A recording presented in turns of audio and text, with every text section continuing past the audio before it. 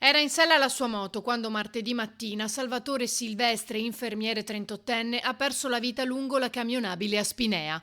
All'altezza dell'incrocio con via Prati, per motivi ancora da chiarire, si è scontrato con un camion finendo a terra. L'impatto è stato violento. Quando sono giunti i soccorsi il 38enne era ancora vivo ma in gravi condizioni. L'ambulanza si è diretta all'ospedale All'Angelo, ma la folle corsa nel tentativo di salvarlo non è stata sufficiente. Il ragazzo è morto poco dopo. Originario della provincia di Napoli, Silvestre abitava a Spinea.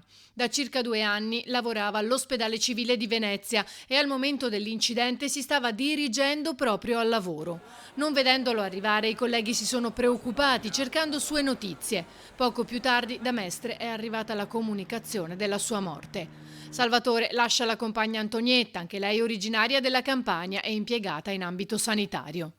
Un'altra persona ha perso la vita ieri a Spinea. Si tratta di Maria Rosa Crea, ultra ottantenne caduta in acqua sul canale tra via Rimini e via Pastrengo, poco distante da casa sua e del figlio dove andava a passeggiare spesso con il cane.